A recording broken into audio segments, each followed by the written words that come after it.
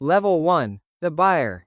You walk through the slave markets and prison yards of Rome, searching through rows of desperate men nobody else wants. You examine prisoners carefully, studying their build and eyes, looking for something beyond just physical strength.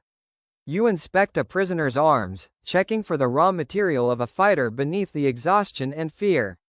Then comes the negotiation, haggling over price with slave traders who know exactly what you're building your reputation on.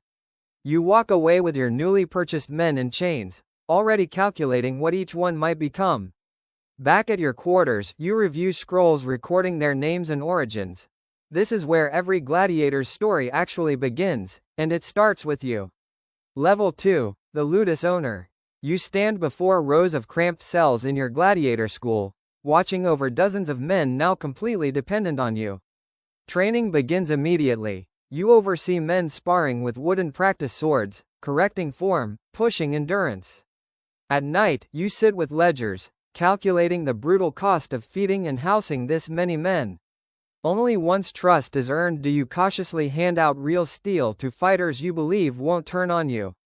Walking silently past rows of sleeping, chained men at night, you feel the weight of controlling this many desperate lives under one roof.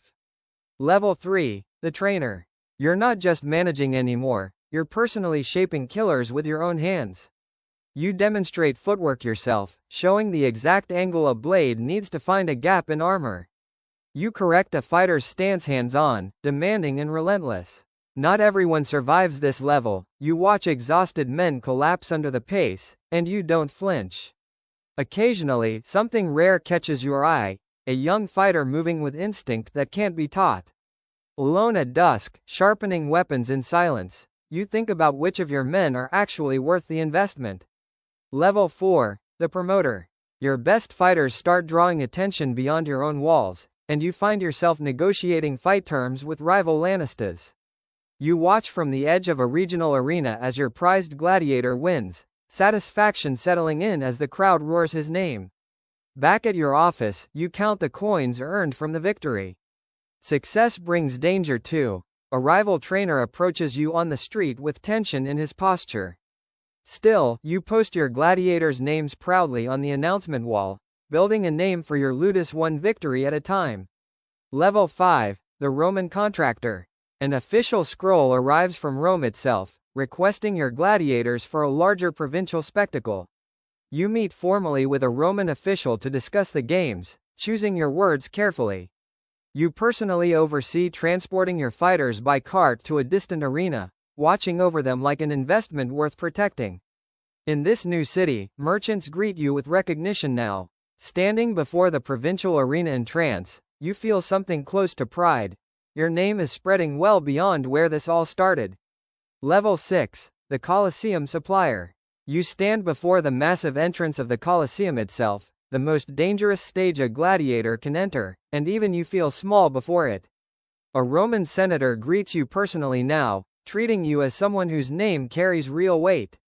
You walk past a wall where your gladiator's painted portrait has been displayed publicly. From the stands, you watch anxiously as your fighter battles below.